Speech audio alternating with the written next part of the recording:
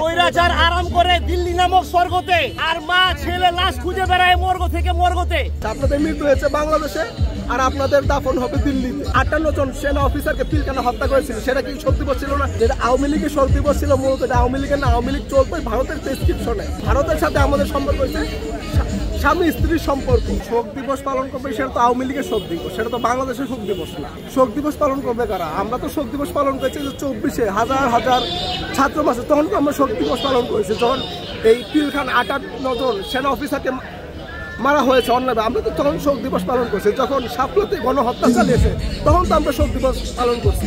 তো এটা শোক দিবস যদি বাংলাদেশের কোনো ইয়া হয়তো, সেটা ভারতের যে দাবিদার সরকার, মোদির যে প্রেসক্রিপশনে যে দেশটা চালাতো, তাদের শোক দিবস হয়েছে। শোক দিবস পালন করে তার শোক দিবস পালন করবে। আর আমি আওয়ামী লীগের ভাই বোনদেরকে বলবো, আপনারা যে এতদিন আগে 15 আগস্ট শোক দিবস পালন করতেন, তার সাথে সাথে আপনাদেরকে এখন থেকে 5 আগস্টেও শোক দিবস পালন করার দরকার।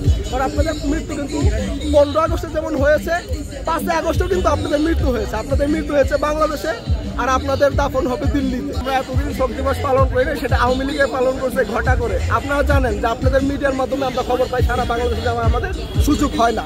যে 15 আগস্টের নামে কেন্দ্র করে যে বিভিন্ন জায়গা থেকে গরু চুরি করে, এরপরে তারপরের দিন তারা সেই গরু জবাই করে তারা সেটা মানুষদেরকে খাওয়ায়, এইটার নাম কি শোক দিবস পালন করা?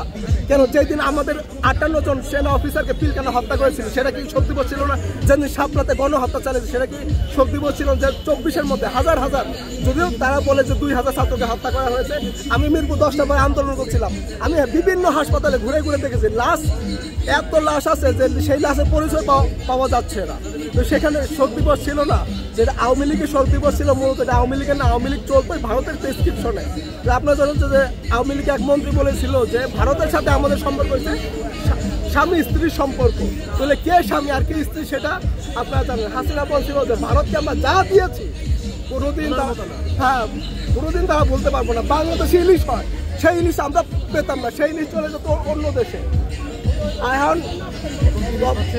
এখন আমরা ইলিশ পাচ্ছি, যতটুকু পাওয়ার কথা ছিল যতটুকু না পেলেও আমরা মোটামুটি পাচ্ছি। এখন আপনার বাজার ঘুরে ঘুরে দেখবেন 500-550 টাকার মধ্যে আপনি ইলিশ পেয়ে যাবেন। স্বৈরাচার আরাম করে দিল্লি নামক স্বর্গতে, আর মা ছেলে লাশ খুঁজে বেড়ায় মর্গ থেকে মর্গতে।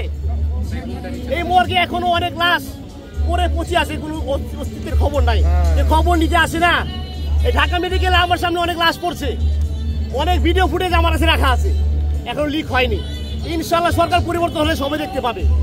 আজকে দেশের যে অবস্থা, এটার জন্য কিন্তু একমাত্র শেখ মুজিবুর দায়ী। কারণ 71 সালে সে যখন ক্ষমতায় আসে, আসার পরে 72 থেকে 75 সে স্বৈরাচারী অবস্থা কায়েম করেছিল বাকশাল। এই বাকশালে আমাদেরকে একেবারে গোলাম বানিয়ে ফেলা হয়েছিল।